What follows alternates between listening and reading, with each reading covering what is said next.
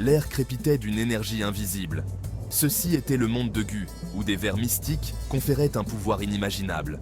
Chaque Gu détenait une capacité unique, un fragment de la volonté céleste, convoité et craint à parts égales.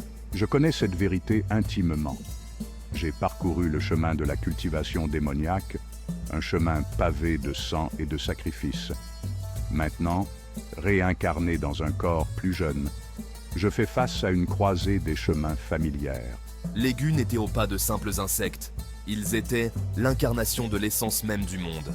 Les contrôler, c'était commander la structure même de la réalité.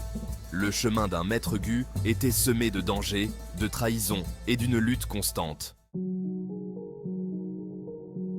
Le Gu fleur céleste du rideau d'eau palpitait d'une douce lumière. C'était un Gu défensif d'une puissance formidable, capable d'envelopper un territoire entier d'une barrière d'eau impénétrable. Fang Yuan avait été témoin de son efficacité de ses propres yeux, s'émerveillant de sa capacité à repousser les assauts les plus féroces. Les territoires, gouvernés par de puissants maîtres Gu, comptaient souvent sur l'étreinte du rideau d'eau. Il leur offrait la sécurité, leur permettant de cultiver en paix et d'amasser des ressources. Pourtant, cela les rendait également vulnérables. La véritable force ne réside pas dans les défenses statiques, mais dans l'adaptabilité et la ruse. Le rideau d'eau, malgré toute sa puissance, n'était finalement qu'une cage de leur propre conception. La renaissance n'était pas une simple résurrection. C'était un pari, un acte de foi dans le fleuve chaotique du destin. Fang Yuan l'avait vécu une fois, ses souvenirs intacts, sa résolution trempée par les feux de sa vie passée. Ma renaissance actuelle m'a placé dans un corps plus faible, ma cultivation à un stade inférieur. C'est un revers, mais je ne suis pas du genre à me laisser décourager. Je sais que le temps est à la fois mon ennemi et mon allié. La renaissance offrait une seconde chance, mais c'était une chance qui pouvait facilement lui filer entre les doigts s'il cédait à la complaisance. Je dois avancer avec prudence, reconstruire ma force tout en évitant les pièges qui m'ont pris au piège dans ma vie antérieure. La cigale du printemps d'automne, un Gu du temps légendaire, vibrait d'un pouvoir latent. C'est ce goût qui avait accordé à Feng Yuan sa renaissance, lui permettant de tromper la mort et de réécrire son destin. Mais la cigale du printemps d'automne était une alliée capricieuse. Ses pouvoirs étaient nimbés de mystère, son véritable potentiel inconnu.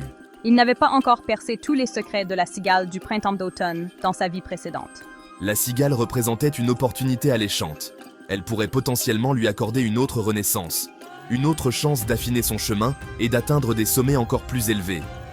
Mais chaque utilisation comportait des risques que Fang Yuan ne pouvait se permettre d'ignorer. Fang Yuan se trouvait à la croisée des chemins.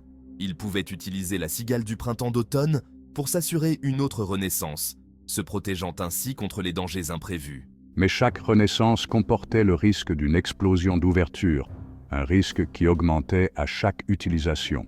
Alternativement, il pouvait se concentrer sur l'amélioration de sa cultivation, le renforcement de ses fondations et l'atténuation des risques associés à la renaissance. Le choix était déchirant.